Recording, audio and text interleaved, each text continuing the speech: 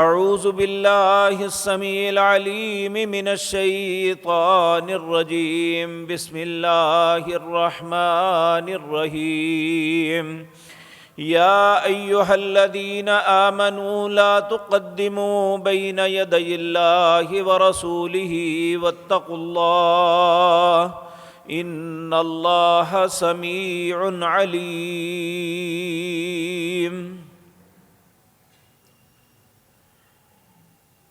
حضرات محترم، اللہ مالک ہزاروں کروڑوں درود و سلام بھیجے ہمارے نبی مکرم جناب محمد الرسول اللہ صلی اللہ علیہ وسلم کی ذات مطہرہ پر، جنہوں نے ایک خوبصورت دین تحفے کے طور پہ ہمیں عطا کیا، اور اس دین کے متعلق آپ نے اپنی زندگی کے آخری ایام میں جب حجۃ الوداع کے لیے تشریف لے گئے تو ہمیں اللہ کا ایک حکم سنایا جو سورۃ مائدہ کے اندر آتا ہے۔ اللہ مالک نے آپ کو فرمایا کہ دنیا کے اندر اس بات کا اعلان کر دو، الیوم اکملت لکم دینکم وَأَتْمَمْتُ عَلَيْكُمْ نِعْمَتِي وَرَضِيتُ لَكُمُ الْإِسْلَامَ دِينًا۔ اے میرے پاک پیغمبر، لوگوں کے اندر اس بات کا اعلان کر دو کہ آج دین مکمل ہو گیا۔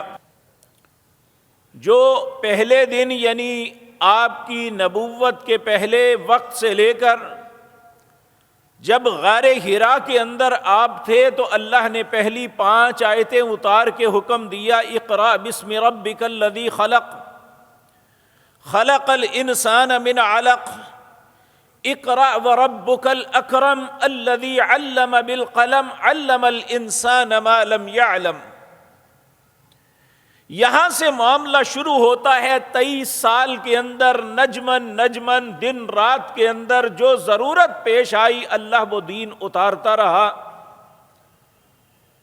کچھ تو قرآن کی آیات کی صورت میں تھی، اور کچھ ایسی باتیں تھیں جو پیارے نبی جناب محمد الرسول اللہ کے قلب اطہر پہ اللہ نازل کرتا اور آپ انہیں بیان کرتے، اور اسے حدیث رسول یا سنت رسول کہا جاتا ہے۔ تو پھر ایک ایسا وقت آیا کہ آپ نے یہ فرما دیا، الیوم اکملت لکم دینکم، آج تمہارا دین مکمل ہو گیا، واتممت علیکم نعمتی، دین کے معاملے میں جتنی نعمتیں تھیں اللہ نے تم پہ مکمل کر دی، ورضیت لکم الاسلام دینا، یہ جو دین اسلام تمہیں اللہ نے عطا کیا ہے اللہ اس دین پہ تم پہ راضی ہو جائے گا۔ جو اس دین پہ چلے گا جو اللہ نے اپنے حبیب کریم جناب محمد الرسول اللہ پہ نازل کیا، اب ہمیں اپنی خواہش کے مطابق، اپنی ذہنی اختراع کے مطابق دین کے اندر کسی تبدیلی کی اجازت نہیں ہے۔ اگر کوئی شخص دین کے اندر کوئی چیز ایڈ کرنا چاہتے ہیں تو اسے غلو کہتے ہیں۔ اللہ رب العزت نے اس بات سے منع کہا، یا اہل الکتاب،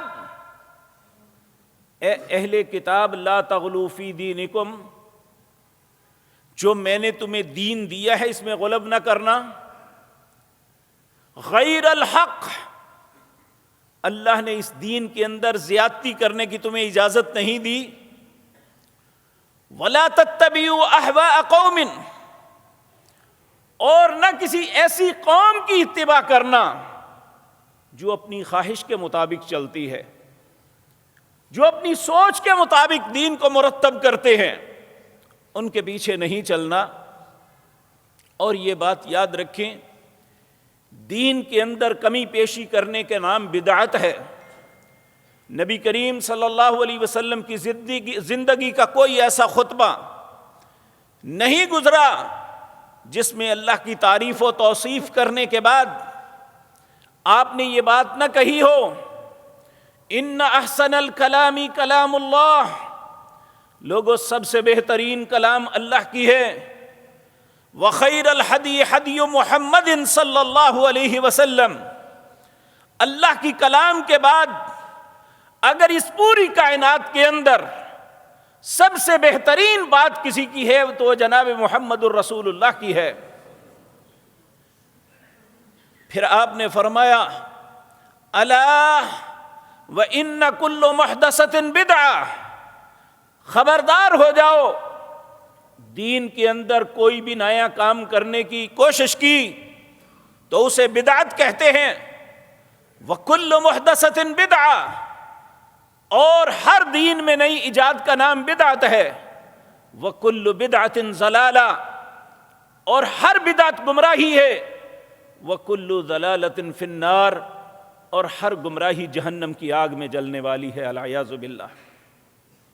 میرے عزیز بھائیو، یہ اس لیے فرمایا کہ بدعت کا کام جو ہے، جو بھی انسان کرتا ہے اسے نیکی تصور کر کے کرتا ہے. ایک شخص چوری کرے اسے احساس ہوتا ہے میں نے غلط کیا. ایک شخص قتل کرتا ہے اسے احساس ہے کہ میں نے غلط کام کیا. ایک آدمی بدکاری کرتا ہے اسے اس بات کا احساس ہے کہ میں غلط کر رہا ہوں. اور جو غلطی ہوتی ہے جس کا احساس ہو اس میں توبہ کی توفیق ہوتی ہے کہ انسان کسی بھی وقت سمجھ جاتا ہے کہ میں غلط کار تھا، وہ اللہ سے معافی مانگ لیتا ہے. لیکن جب کسی چیز کو غلطی سمجھے ہی نہ اس پہ توبہ کیسی کرے گا؟ تو نبی کریم صلی اللہ علیہ وسلم نے فرمایا بدعت کرنے والے کے پہلی بات تو اللہ توبہ کی توفیق ہی نہیں دیتا. لیکن اگر جب تک وہ توبہ نہیں کر لیتا اللہ رب العزت اس کے کسی عمل کو قبول ہی نہیں کرتا. اللہ رب العزت ہم سب کو ایسی بات سے محفوظ فرمائے. میرے عزیز بھائیو، یہ گزارشات کرنے کا مقصد صرف یہ تھا کہ ہم اسلام کے کچھ احکامات میں نئی چیزیں ایڈ کر رہے ہیں. حضرت عبداللہ بن عباس رضی اللہ تعالی عنہ آپ فرماتے ہیں کہ نبی کریم صلی اللہ علیہ وسلم نے فرمایا ہر آنے والے سال لوگ ایک بدعت کا اضافہ کر لیتے ہیں، ایک نیا کام اپنے دین میں داخل کر لیتے ہیں. جب کوئی انسان دین کے اندر نئی چیز داخل کرتا ہے اس کا نتیجہ کیا نکلتا ہے؟ اس کے ہاتھ سے رسول اللہ کا طریقہ چھوٹ جاتا ہے، وہ ایک سنت کو ترک کر دیتا ہے. اور فرمایا جیسے جیسے وقت گزرے گا دین کے اندر نئے کام ایجاد ہوتے رہیں گے، سنتیں مٹتی رہیں گی، اور لوگوں کو اس بات کا احساس بھی نہیں ہوگا کہ وہ اللہ کے غضب کا شکار ہو چکے ہیں، العیاذ باللہ. تو میرے عزیز بھائیوں، آج ایک ایسے مہینے سے گزر رہے ہیں، اسلامی اعتبار سے اسے رجب کہتے ہیں، اور یہ سورت توبہ کے اندر اللہ رب العزت نے واضح طور پہ فرمایا ان عدت الشہور عند اللہ 12 شہرا فی کتاب اللہ یوم خلق السماوات والارض منها 4 حرم. اللہ کے نزدیک دنوں کی گنتی، مہینوں کی گنتی 12 ہیں. یہ کس دن ہوئی تھی؟ جس دن اللہ نے زمین و آسمان بنایا تھا. ان عدت الشہور عند اللہ 12 شہرا فی کتاب اللہ، اللہ نے یہ اپنی کتاب میں لکھ دیا تھا. اللہ نے اپنے حبیب کریم کی زبان سے ہمیں بتا دی. ذی الحجہ کے اندر، ذی الحجہ کے پہلے 10 دن عبادات کے متعلق حکم دیا. ہمیں حکم ہے، ہم نے وہ کرنا ہے. جو رسول اللہ نے کیا ان کا نام عبادات ہے، ہم اپنی مرضی سے کچھ نہیں کر سکتے. شوال اور ذی قعد اس میں کوئی خاص متعین عبادت نہیں ہے، صرف یہ ہے کہ کوئی انسان حج کا ارادہ کرنا چاہے تو ان حرمت والے مہینوں میں حج کے احرام کی نیت کر سکتا ہے تو اس کا حج وہ درست ہوگا. تو اس لیے اسی طرح رجب، اس کے متعلق بھی یاد رکھیں، یہ مہینہ تو حرمت والا، لیکن اس کے اندر کوئی خاص عبادت اللہ کے نبی نے متعین نہیں فرمائی. لیکن بدقسمتی سے مسلمانوں کے اندر بعض بدنصیب لوگوں نے دین کے نام پہ کچھ ایسی باتوں کا رواج کر دیا ہے جو رسول اللہ نے تو نہیں فرمائی.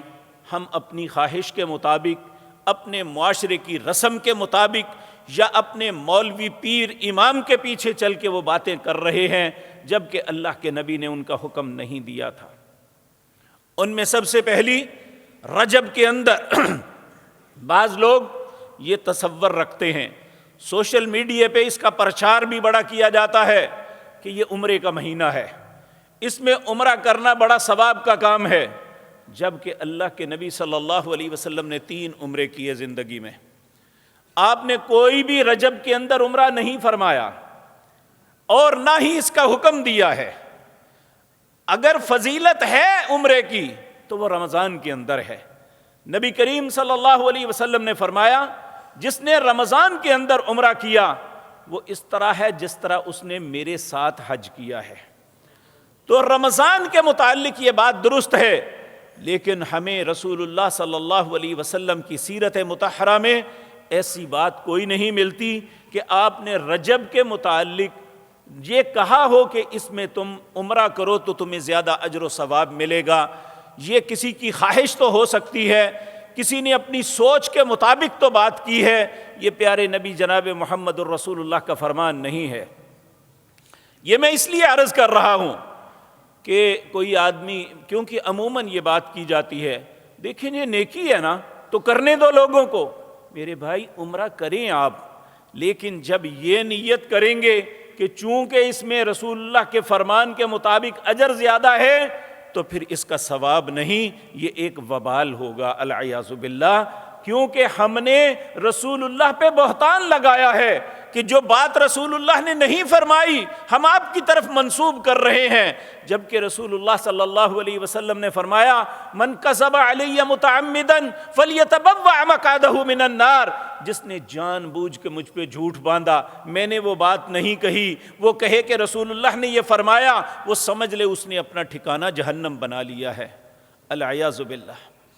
اور دوسری بدعت جو مسلمانوں کے اندر بعض لوگ کرتے ہیں وہ ہے صلاۃ الرغائب. یہ ایک نماز پڑھی جاتی ہے رجب کے پہلے جمعے کے اندر، پہلے جمعے کے دن مغرب کی نماز کے بعد یہ 12 رکعتیں ادا کی جاتی ہیں، 6 سلام کے ساتھ 2 رکعتیں پڑھی جاتی ہیں. ہر رکعت کے اندر 10 مرتبہ سورت قدر پڑھی جاتی ہے، 10 مرتبہ سورت قدر اور پھر سورت اخلاص یہ 3 مرتبہ پڑھی جاتی ہے. یہ 12 رکعتیں پڑھنے کے بعد 70 مرتبہ رسول اللہ پہ درود بھیجتے ہیں.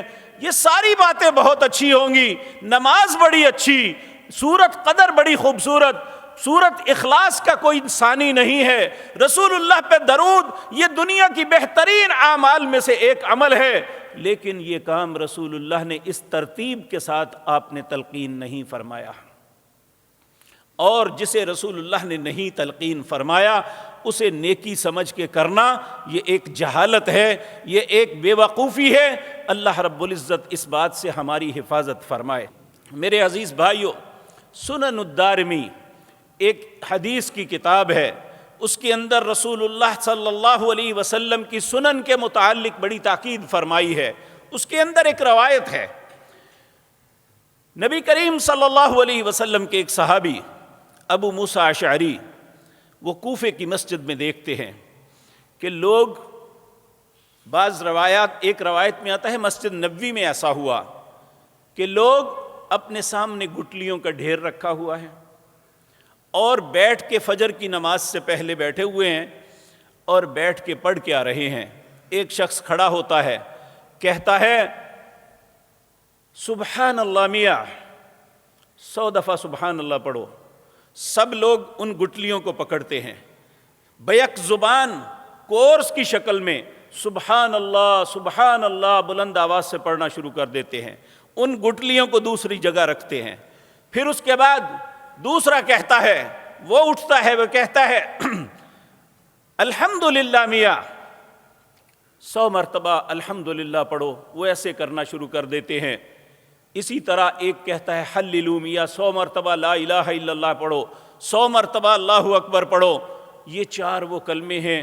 پیارے نبی جناب محمد الرسول اللہ صلی اللہ علیہ وسلم نے ارشاد فرمایا ان 4 کلموں سے بہتر اللہ نے کوئی کلمے نہیں بنائے۔ حضرت ابو موسیٰ اشعری نے یہ بات دیکھی، وہ بھاگے وہاں سے، گئے ایک بہت بڑے عظیم صحابی سیدنا عبداللہ بن مسعود کے دروازے پہ کہ میں انہیں جا کے کہوں کہ یہ مسجد میں کیا ہو رہا ہے۔ وہاں گئے تو ایک شخص حضرت عبداللہ بن مسعود کے انتظار میں بیٹھا ہوا تھا۔ ان سے پوچھتے ہیں این ابا عبد الرحمن، ابو عبد الرحمن کہاں ہیں؟ یہ حضرت عبداللہ بن مسعود کی کنیت ہے۔ کہنے لگے میں انہی کے انتظار میں ہوں، ہم نے فجر کی نماز کے لیے جانا ہے۔ تو کہنے لگے آپ بھی انتظار کریں، ابھی وہ تشریف لے آئیں گے۔ تھوڑی دیر بعد سیدنا عبداللہ بن مسعود باہر نکلتے ہیں۔ سیدنا عبداللہ بن مسعود وہ صحابی ہیں جو سابقون الاولون، جو سب سے پہلے 40 لوگ مسلمان ہوئے تھے، ان میں ایک یہ تھے۔ اللہ نے ان 40 لوگوں سے سب دنیا کے سب انسانوں سے انہیں افضل قرار دیا۔ ان سے جا کے کہا اے ابو عبد الرحمن، آج میں نے مسجد کے اندر ایک ایسا عمل دیکھا ہے، بظاہر تو برا نہیں لگتا، لیکن ہم نے رسول اللہ کے زمانے میں ایسا نہیں دیکھا۔ وہ کہنے لگے کیا دیکھا ہے؟ وہ کہنے لگے اگر اللہ نے آپ کو زندگی دی تو آپ اپنی آنکھوں سے جا کے دیکھ لیں۔ وہ کہنے لگے بتاؤ تو صحیح۔ کہا نہیں، آپ اپنی آنکھوں سے دیکھیں جا کے۔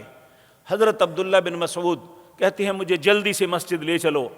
وہ مسجد لے کے گئے، آپ نے جا کے دیکھا تو لوگ اسی طرح دائرے میں بیٹھے ہوئے ہیں، آگے گٹلیاں پڑی ہوئی ہیں، اور سب اسی طرح۔ ایک شخص کہتا ہے کبروا میاں، حللوا میاں، سبحان اللہ میاں، الحمدللہ میاں، 100 مرتبہ یہ پڑھو، وہ پڑھتے ہیں۔ تو حضرت عبداللہ بن مسعود نے جب یہ منظر دیکھا، آپ زور سے بولے ایھا الناس اتقوا اللہ، ایھا الناس اتقوا اللہ، ایھا الناس اتقوا اللہ، اے لوگو اللہ سے ڈر جاؤ، اے لوگو اللہ سے ڈر جاؤ، اے لوگو اللہ سے ڈر جاؤ۔ ایک شخص ان میں کھڑا ہوا، کہنے لگا یا ابا عبد الرحمن، ہمیں کس بات پہ اللہ سے ڈرا رہے ہیں؟ ہم تسبیحات ہی تو کر رہے ہیں۔ حضرت عبداللہ بن مسعود رضی اللہ تعالی عنہ نے کہا مجھے یہ بتاؤ تم لوگ بہتر ہو یا وہ لوگ بہتر جن کی آنکھوں نے رسول اللہ کو دیکھا؟ وہ کہنے لگا یقیناً وہ بہتر ہیں۔ تو پھر انہوں نے دوسرا سوال کیا تم بہتر ہو یا وہ جن کی ڈائریکٹ تعلیم رسول اللہ صلی اللہ علیہ وسلم نے کی؟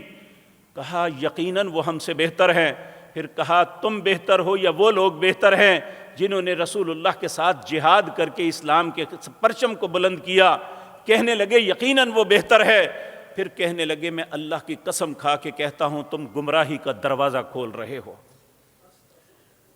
وہ ایک دم کہنے لگا یا ابا عبد الرحمن ما ارید الا بخیر، اے ابو عبد الرحمن ہمارا ارادہ خیر کے علاوہ تو کچھ نہیں ہے۔ تو حضرت عبداللہ بن مسعود رضی اللہ تعالی عنہ کہنے لگے تم جیسے بہت سے لوگ بھلائی کا ارادہ تو کرتے ہیں، بھلائی کو سوچ کے تو کرتے ہیں، لیکن اس میں بھلائی نہیں گمراہی اور ضلالت ہوتی ہے۔ میں اللہ کی قسم کھا کے کہتا ہوں ہم نے اتنے سال رسول اللہ کی معیت میں گزارے، آپ نے اس طریقے سے کبھی بیٹھ کے ذکر نہیں کیا تھا۔ اب کلمات برے نہیں تھے، کلمات خوبصورت تھے، اور ان کو پڑھنا بھی باعث برکت اور خوبصورتی ہے، لیکن طریقہ کار ایسا نہیں تھا جو رسول اللہ نے ہمیں تلقین فرمایا تھا۔ تو اس لیے میرے عزیز بھائیوں کہ بعض چیزیں بظاہر انسان کی نظر میں بڑی خوبصورت لگتی ہیں، لیکن حقیقتاً وہ خوبصورت نہیں ہوتی۔ خوبصورت صرف وہ عمل ہے جس کی تلقین جناب محمد الرسول اللہ نے کی صلی اللہ علیہ وسلم، اور ہمارے لیے وہی عمل قابل قبول ہے۔ میں نے آغاز میں جو آیت پڑھی یہ سورۃ حجرات کی آیت نمبر 1 ہے، آپ ذرا غور فرمائیں اس پہ۔ اللہ رب العزت اہل ایمان کو کیا حکم دے رہے ہیں؟ یا ایھا الذین آمنوا، اے لوگو جو ایمان لائے ہو۔ انسان کے کان کھڑے ہو جانے چاہیے، اللہ مجھے مخاطب کر رہا ہے کیونکہ ہم سب ایمان کے دعوے دار ہیں۔ اللہ مجھے آپ کو سب کو مخاطب کر کے کہہ رہے ہیں یا ایھا الذین آمنوا، اے لوگو جو ایمان لائے ہو، لا تقدموا بین یدی اللہ ورسولہ، تم نے اللہ یا اس کے رسول سے آگے بڑھ کے کوئی کام نہیں کرنا۔ آپ دیکھیں میرے عزیز بھائیوں، میں ایک مثال عرض کرتا ہوں۔ ہم اللہ کی توفیق سے کوئی بھی نماز پڑھتے ہیں، جب ہم نماز کو ادا کرتے ہیں تو جب قیام کرتے ہیں کیا پڑھتے ہیں؟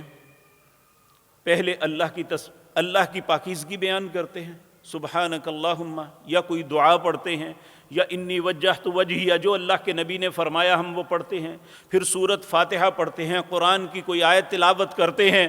کیا اگر ہم قیام کرتے ہوئے کہیں سبحان ربی العظیم سبحان ربی العظیم تو ہماری نماز درست ہوگی؟ یقینی بات ہے ہم کہیں گے اس کی نماز درست نہیں ہے۔ کیوں درست نہیں ہے؟ کلمہ انہیں بڑے خوبصورت کہے لیکن اس کا مقام یہ نہیں ہے۔ قیام کے اندر رسول اللہ نے قرات تلاوت کرنے کا، سورۃ فاتحہ پڑھنے کا حکم دیا، سبحان ربی العظیم رکوع میں حکم دیا۔ اگر ہم رکوع کے بغیر التحیات میں سبحان ربی العظیم پڑھیں گے یا التحیات میں سبحان ربی الاعلی پڑھیں گے تو ہماری نماز پھر بھی نہیں ہوگی۔ ہماری نماز تب ہوگی جب ہم اس ترتیب کے ساتھ پڑھیں گے جو ترتیب جناب محمد الرسول اللہ نے سکھلائی صلی اللہ علیہ وسلم۔ آپ دیکھیں نماز میں رکوع ایک بہترین عمل ہے۔ ہم سب، اللہ نے کہا وَارْكَعُوا مَعَ الرَّاكِعِينَ، رکوع کرنے والوں کے ساتھ رکوع کرو۔ اور جب انسان رکوع میں جاتا ہے اللہ کی تعظیم میں ایسا کھڑا ہوتا ہے تو اللہ کی تعظیم کرنا برا ہے؟ اللہ کی تعظیم بنتی ہے، ہمیں کرنی چاہیے، لیکن اگر کوئی شخص یہ کہے کہ میں ایک رکعت میں 2 رکوع کر لوں تو کیا اس کی نماز ہو جائے گی؟ یقینی بات ہے آپ فرمائیں گے نہیں ہوگی۔ کیوں؟ اللہ کے نبی نے ہمیں 1 رکوع کی اجازت مرحمت فرمائی ہے۔ اور اسی طرح اگر کوئی شخص کہے انسان سجدے کے اندر اللہ کے سب سے زیادہ قریب ہوتا ہے، میں 1 رکعت میں 3 سجدے کر لوں، تو کیا اس کی نماز درست ہو جائے گی؟ میرے بھائی یہ بات بڑی سوچنے کی ہے۔ یہ جو میرے عزیز بھائی یہ سوچتے ہیں کہ بھئی حرج کیا ہے، نیکی تو ہے، تو یہ سجدہ بھی تو نیکی ہے۔ یہ سبحان ربی العظیم سبحان ربی الاعلی اللہ کی تعظیم اور بلندی بیان کرنا یہ بھی تو نیکی ہے۔ ہم قیام کے اندر کیوں نہیں کر لیتے؟ تو اللہ رب العزت یہ باتیں مجھے اور آپ کو سمجھنے کی توفیق عطا فرمائے۔ جب ہم یہ سمجھ آ جائے گی نا کہ نماز کے اندر کوئی نیا ایڈیشن شامل کرنا یا اس میں سے کوئی چیز کم کر لینے سے نماز باطل ہو جاتی ہے، اسی طرح دین کے جتنے امور ہیں، عبادات کی جتنے معاملات ہیں، ہم صرف وہی کریں گے جو رسول اللہ نے تلقین فرمائے تو اللہ کے ہاں مقبول ہوں گے۔ سیدہ عائشہ طیبہ طاہرہ رضی اللہ تعالی عنہا بیان کرتے ہیں، نبی مکرم جناب محمد الرسول اللہ صلی اللہ علیہ وسلم نے فرمایا من احدث فی امرنا ھذا فہو رد، جس نے ہمارے اس دین کے اندر جو اللہ نے مکمل کر دیا تھا جناب محمد الرسول اللہ پہ صلی اللہ علیہ وسلم، اگر اس میں کوئی نئی چیز ایجاد کرے گا فہو رد، اللہ کے ہاں وہ مقبول نہیں ہوگی۔ تو پھر صلاۃ الرغائب نہ رسول اللہ نے پڑھی، نہ صحابہ نے پڑھی، نہ رسول اللہ نے حکم دیا، نہ اس کی تلقین فرمائی، پھر ہمارے لیے یہ نماز کیسے جائز ہو گئی؟ اسی طرح میرے عزیز بھائیو 13 رجب کو سیدنا علی رضی اللہ تعالی عنہ کی پیدائش کا دن ہے، اور یہ بات ذہن میں رکھیں، اسلام نے پیدائش اور اموات پہ ہماری رہنمائی کی ہے۔ جب انسان پیدا ہوتا ہے تو اس کے کان میں اذان کہنی، پھر اس کے لیے 7ویں دن عقیقہ کرنا، اس کے بال کو منڈوانا، اس کے برابر چاندی صدقہ کرنا، اس کا اچھا خوبصورت نام رکھنا، یہ اسلام نے ہمیں تعلیم کیا ہے کہ ہر مسلمان جو صاحب استطاعت ہے وہ کرے۔ یہ اس کا عقیقہ اگر بیٹا ہے تو 2 جانور، اگر بیٹی ہے تو 1، یہ ساری باتیں تلقین فرمائی۔ لیکن اسلام نے ہمیں ہر سال اس کی پیدائش کے دن کو سیلیبریٹ کرنے کی اجازت نہیں مرحمت فرمائی کہ ہم یوم پیدائش منائیں۔ اس کی سالگرہ کریں، اسلام نے اس کی تلقین نہیں کی۔ یہ بات ہم نے عیسائی مذہب سے لی ہے۔ اور سیدنا علی کی عظمت یا کیا کم ہے کہ سیدنا علی رضی اللہ تعالی عنہ آپ اپنی بچپن نابالغی کی زندگی میں مسلمان ہوئے۔ کیا سیدنا علی کی عظمت نہیں ہے کہ سیدنا علی رسول اللہ کے گھر میں پرورش پائی، باوجود اپنے باپ ہونے کے؟ آپ کے باپ ابو طالب نے نبی کریم کی بہت مدد کی اپنی زندگی میں، لیکن سیدنا علی رسول اللہ کے گھر میں پلے بڑے تھے۔ کیا سیدنا علی کی عظمت نہیں ہے کہ رسول اللہ نے اپنی بیٹیوں میں سے پیاری بیٹی سیدہ فاطمہ رضی اللہ تعالی عنہ آپ کے عقد میں دی؟ کیا سیدنا علی رضی اللہ تعالی عنہ کی یہ عظمت نہیں ہے کہ رسول اللہ نے کہا یہ اسد اللہ، اللہ کے شیروں میں سے ایک شیر ہیں؟ کیا سیدنا علی کی عظمت یہ نہیں ہے کہ سیدنا علی رضی اللہ تعالی عنہ کو خیبر کی جنگ کے لیے جھنڈا آپ نے دیا، جبکہ بہت سے کبار صحابہ یہ چاہتے تھے کہ آج مجھے ملے؟ کیا سیدنا علی رضی اللہ تعالی عنہ کی عظمت کے لیے یہ کافی نہیں ہے کہ سیدنا علی ان 10 بہترین لوگوں میں سے ایک ہیں جن کو دنیا میں نام لے کے رسول اللہ نے جنت کی بشارت دی تھی؟ کیا سیدنا علی کی عظمت جو ہے، کیا جھوٹ کے اس میں جھوٹ شامل کرنا ضروری ہے کہ ہر بندے میں یہ بات پھیلائی جا رہی ہے کہ سیدنا علی کعبے کے اندر پیدا ہوئے، جبکہ کسی مستند کتاب میں یہ بات نہیں ہے؟ اور اس دفعہ پہلے اتنا نہیں تھا، لیکن جب سے سوشل میڈیا آیا ہے جھوٹ کو اتنا پھیلایا جا رہا ہے۔ اور اس دفعہ پہلے تو ایک خاص مکتبہ فکر یہ کرتا تھا، لیکن اب دوسرے لوگ بھی اس سیلیبریشن میں شامل ہونا شروع ہو گئے ہیں۔ کیا رسول اللہ صلی اللہ علیہ وسلم نے، آپ کی 4 بیٹیاں ہوئیں، 3 بیٹے ہوئے، بیٹے بچپن میں ہی فوت ہو گئے، چند سال دنیا میں وقت گزارا، لیکن بیٹیاں تو جوانی تک پہنچی، شادیاں ہوئیں۔ کیا نبی کریم نے اپنی کسی بیٹی کی سالگرہ کی تھی؟ کیا رسول اللہ نے اپنی سالگرہ کی تھی یا حکم دیا تھا؟ تو یہ جو کچھ دین کے نام پہ ہم سے کروایا جا رہا ہے، کل اللہ کی عدالت میں ہمارے گلے کا پھندا نہ بن جائے۔ واللہ جب یہ کوئی ایسی بات کی جاتی ہے تو کہتے ہیں یہ علی کے دشمن ہیں۔ یاد رکھیں جو سیدنا علی سے دشمنی رکھتا ہے وہ مومن نہیں، منافق ہے۔ لیکن ہم یہ بات ضرور کہیں گے کہ سیدنا علی کی عظمت یہ چاند اور سورج کی طرح مسلم ہے، انہیں کسی جھوٹ کی ضرورت نہیں ہے،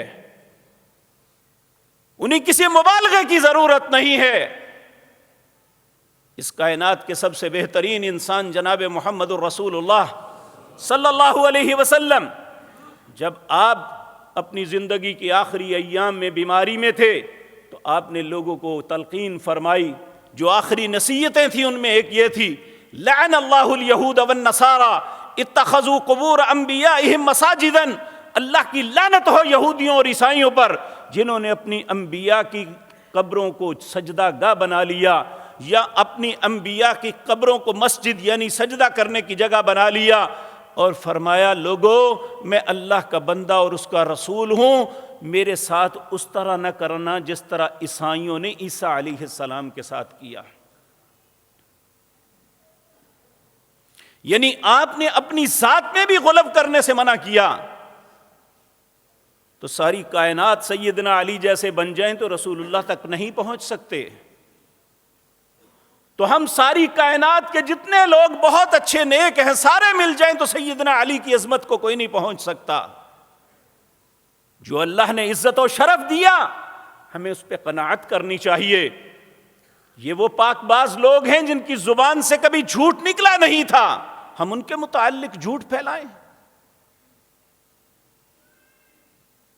واللہ میں ایک بات عرض کرنے لگا ہوں، ایک کتاب ہے نہج البلاغہ، یہ منسوب کیا جاتا ہے سیدنا علی کی طرف، واللہ باللہ سمت اللہ یہ حضرت علی کی کتاب ہی نہیں ہے، انہوں نے اسے نہیں لکھا۔ بہت سی باتیں سوشل میڈیا پہ سیدنا علی کا رضی اللہ تعالی عنہ کا نام لے کے بیان کی جاتی ہیں، جبکہ وہ سیدنا علی نے نہیں فرمائی ہوتی ہے۔ تو اس لیے یہ دین ایک مربوط چیز ہے، اس میں کسی ایسی چیز کا ایٹ ہونا یہ اللہ کی ناراضگی کا سبب بنتا ہے۔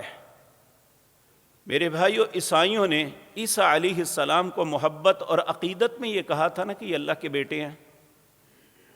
کسی عیسائی سے پوچھ لو سیدنا عیسیٰ کے متعلق، وہ بڑے ادب کے ساتھ ان کا نام لے گا، لیکن جب انہوں نے غلب کیا تو کل قیامت کے دن ان کے اس غلب کی وجہ سے وہ اللہ کی بارگاہ میں پیش ہوں گے۔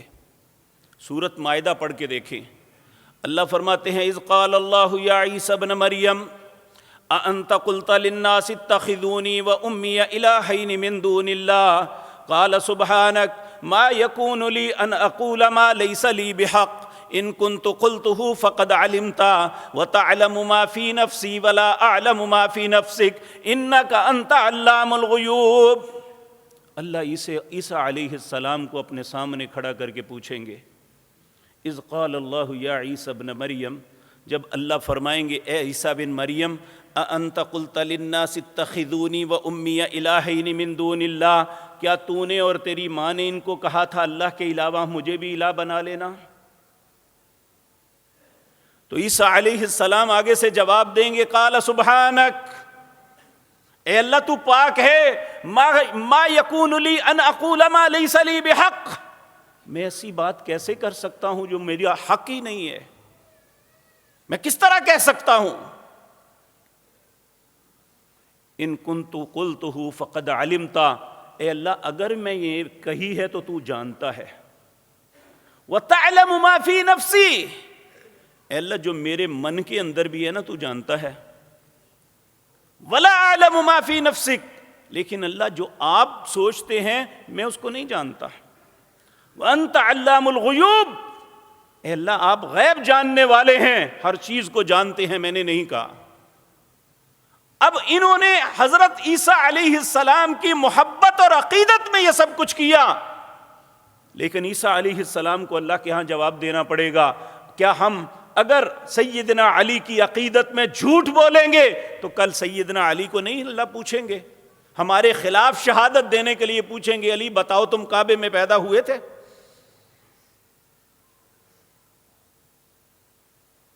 تو اگر حضرت علی نے کہا یا رسول اللہ میں نے اے اللہ مالک الملک میں نے قطعاً یہ بات نہیں کہا، تو پھر کہاں جائیں گے؟ اور جتنی پوسٹیں ہم لگاتے ہیں سیدنا علی رضی اللہ تعالی عنہ کا نام لے کے، اگر سیدنا علی نے یہ عرض فرما دیا اللہ کے حضور اے اللہ میں نے تو کہا ہی نہیں تھا، تو کیا کہیں گے پھر؟ اور ہم بالکل اس بات کے دل کے اندر ملال بھی نہیں ہوتا بات کر کے، جب ہمیں احساس بھی ہو جائے کہ یہ جھوٹ ہے پھر بھی کہہ دیتے ہیں ٹھیک ہے جی کوئی بات نہیں، میں نے کون سی غلط بات کی ہے؟ ایک بہتان لگایا ہے جو سیدنا علی نے نہیں کہا، ہم نے ان کا نام لے لیا، اور کیا ہوتا ہے بہتان؟ اللہ رب العزت ہم پہ رحم فرمائے۔ اسی طرح میرے عزیز بھائیوں، ایک چیز ہے، آج 20 رجب ہے، 22 رجب کے دن ایک عید نما چیز کی جاتی ہے اور نام لیا جاتا ہے سیدنا جعفر۔ یہ حضرت حسین رضی اللہ تعالی عنہ کی اولاد میں سے ایک نیک اور پاک باز شخص تھے۔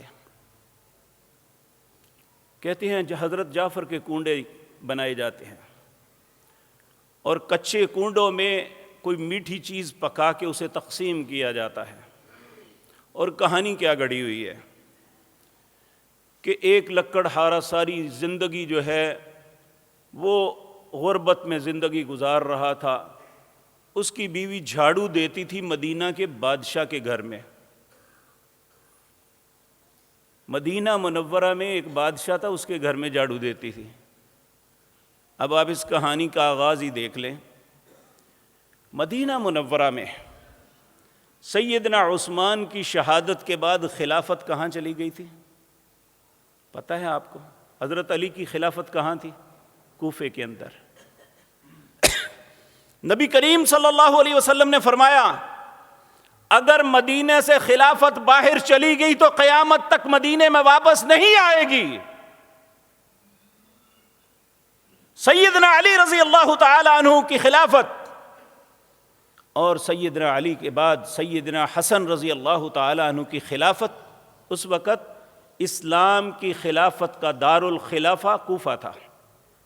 یہ عراق کا ایک شہر ہے، اور جب سیدنا حسن نے حضرت معاویہ سے صلح کر لی اور حضرت معاویہ کو خلافت دے دی تو اس وقت اسلامی خلافت کا مرکز تھا دمشق، یہ شام کا دارالحکومت ہے، اور 132 تک بنو امیہ کی حکومت رہی، اس کا دارالخلافہ دمشق تھا۔ پھر بنو عباس کی 133 میں حکومت آئی اور ان کا دارالخلافہ بغداد تھا، اور بنو عباس کی حکومت ختم ہوئی یا اس کے اندر ایک خلافت بنی تھی بنو فاطمی کی، ان کا دارالحکومت مصر تھا۔ اس کے بعد دولت عثمانیہ جو ہے سلطنت عثمانیہ بنی، اس کا دارالخلافہ استنبول تھا۔ تو مدینہ میں کون سا بادشاہ تھا جی جس کے گھر میں وہ ملازمہ تھی؟ سیدنا عثمان کے بعد تو مدینے میں کوئی بادشاہت رہی نہیں ہے، کبھی وہ دارالحکومت رہا ہی نہیں، تو وہ بادشاہ کون تھا؟ کہ مدینے میں ایک بادشاہ تھا، اس کے گھر میں وہ ملازمت جھاڑو دیتی تھی۔ تو حضرت جعفر صادق رضی اللہ رحمت اللہ علیہ وہاں سے گزرے اور محل کے دروازے پہ کھڑے ہو کے کہنے لگے آج کیا دن ہے؟ کہا 22 رجب۔ کہا میرے نام کے کنڈے بناؤ، اور جو ان کے میرے نام کی فاتحہ پڑھے گا، یہ وہ بات ہے جس کی تلقین رسول اللہ نے فرمائی ہی نہیں۔ میرے نام کے، جبکہ 4 مقام ہے قرآن میں آیت ہے، حرمت علیکم المیتۃ والدم ولحم الخنزیر وما احل لغیر اللہ۔ یہ رسول اللہ کے بیٹے تھے، اور اپنے نانا کی بات کے خلاف کیسے چل سکتے تھے؟ اللہ فرماتے ہیں حرمت علیکم المیتۃ، ہم نے حرام مردار تم پہ حرام کر دیا ہے، والدم خون کو حرام کیا ہے، ولحم الخنزیر خنزیر کو تم پہ حرام کیا ہے، وما احل لغیر اللہ اللہ کے علاوہ کسی اور کے نام پہ کوئی بھی چیز بناؤ کھاؤ ذبح کرو گے وہ بھی تم پہ اسی طرح حرام ہے۔ تو سیدنا جعفر صادق یہ کہیں کہ میرے نام پہ کی کرو، یہ ساری وہ باتیں ہیں جی۔ پھر وہ چرواہا بڑا امیر ہو گیا، اس طرح ہو گیا، اس لیے ہم جو ہے نا کنڈے بھرتے ہیں، جبکہ اصل بات یہ ہے یہ ایک تقیہ کیا جاتا ہے۔ 22 رجب یہ سیدنا معاویہ کی فوتگی کا دن ہے، نام حضرت جعفر صادق کا لیا جاتا ہے، لیکن خوشی حضرت معاویہ کی موت کی ہے، اور اس میں بعض اہل سنت بھی شامل ہو گئے ہیں العیاذ باللہ۔ اور حضرت معاویہ کون ہیں؟ حضرت معاویہ رضی اللہ تعالی عنہ کے متعلق بہت سی غلط باتیں پھیلائی جا رہی ہیں، اور یاد رکھیں نبی کریم صلی اللہ علیہ وسلم کے یہ صحابی یہ کاتب وحی تھے۔ رسول اللہ صلی اللہ علیہ وسلم نے ان کے متعلق اللہ سے دعا مانگی تھی، اے اللہ معاویہ کو ہدایت والا بنا، مہدیٌ ہدایت یافتہ لوگوں میں شامل فرما، اور لوگوں کی ہدایت کا سبب بنا۔ ایک حدیث میں نبی کریم صلی اللہ علیہ وسلم نے فرمایا اے اللہ معاویہ کو کتاب یعنی قرآن کا علم عطا فرما، پھر فرمایا اسے ملکوں کی حکومت عطا فرما، اے اللہ اسے آخرت کے عذاب سے بچا۔ یہ رسول اللہ صلی اللہ علیہ وسلم نے نام لے کے سیدنا معاویہ کے متعلق دعا کی۔ اور سیدنا معاویہ رضی اللہ تعالی عنہ یہ جب نبی کریم عمرۃ القضاء کے لیے آئے، یہ فتح مکہ سے پہلے آئے، اس وقت یہ مسلمان ہوئے، لیکن جب فتح مکہ ہوا تو انہوں نے اپنے اسلام کا برملا اظہار کیا۔ پھر حنین کی جنگ میں حضرت معاویہ شریک ہوئے، اور حنین کی جنگ کے متعلق قرآن اٹھا لیں، اللہ رب العزت فرماتے ہیں لقد نصرکم اللہ فی مواطن کثیر ویوم حنین اذ اعجبتکم کثرتکم فلم تغن عنکم شیئا وضاقت علیکم الارض بما رحبت ثم ولیتم مدبرین ثم انزل اللہ سکینتہ علی رسولہ وعلی المؤمنین۔ اللہ نے ہر میدان میں اے میرے پاک پیغمبر تمہیں فتح دی، تمہاری مدد کی۔ وَيَوْمَ حُنَيْنٍ، حنین کے دن کیا ہوا کہ رسول اللہ اور صحابہ نے یہ سوچ لیا آج تو ہماری تعداد اتنی ہے، کون ہمارا مقابلہ کرے گا۔ وَيَوْمَ حُنَيْنٍ إِذْ أَعْجَبَتْكُمْ كَثْرَتُكُمْ، تمہیں اپنی کثرت پہ ناز آ گیا۔ فَلَمْ تُغْنِ عَنْكُمْ شَيْئًا، یہ تمہاری کثرت کسی کام نہ آئی۔ وَضَاقَتْ عَلَيْكُمُ الْأَرْضُ بِمَا رَحُبَتْ، زمین اپنی وسعتوں کے باوجود تنگ ہو گئی۔ ثم ولیتم مدبرین، سب لوگ بھاگ کھڑے ہوئے۔ پھر ثم انزل اللہ سکینتہ علی رسولہ وعلی المؤمنین، پھر اللہ نے اپنی مدد اور سکینت نازل کی اپنے رسول اور اہل ایمان پہ، اور ان اہل ایمان میں سیدنا معاویہ بھی تھے۔ لقد رضی اللہ عن المؤمنین، اللہ ان ایمانداروں پہ راضی ہو گیا جنہوں نے اسرت کی جنگ میں حصہ لیا۔ یہ تبوک کی جنگ کو کہتے ہیں۔ اس جنگ میں بھی رسول حضرت معاویہ رضی اللہ تعالی عنہ شامل تھے۔ شرم آنی چاہیے کہ جسے اللہ نے جنت کی بشارت دی، جو جس پہ اللہ راضی ہوا، جس پہ رسول اللہ نے جن کی رضا کے لیے حکم دیا۔ ام حرام بنت ملحان رضی اللہ تعالی عنہا فرماتی ہیں ایک دن میں سوئی ہوئی تھی، میرے گھر رسول اللہ سوئے ہوئے تھے، آپ اٹھے اور ہنسنے لگے۔ میں نے کہا اللہ آپ کو ہمیشہ ہنستا رکھے، اے اللہ کے پاک پیغمبر کیا بات ہے؟ آپ نے فرمایا اللہ نے خواب میں مجھے میری امت کا وہ لشکر دکھایا جو سب سے پہلے سمندر کے اندر بیڑا بنا کے غزوہ کرے گا، دشمنوں سے جنگ کرے گا۔ جاؤ دنیا کی ساری کتابیں اٹھا کے دیکھ لو، نبی کریم نے فرمایا وہ سارے کا سارا لشکری جتنے لوگ اس میں شامل ہوں گے وہ سب جنت میں جائیں گے۔ اس لشکر کا سالار اعلیٰ اور بحری بیڑا بنانے والی شخصیت کا نام سیدنا معاویہ بن ابی سفیان ہے۔ اس کی موت پہ خوشی مناتے ہیں۔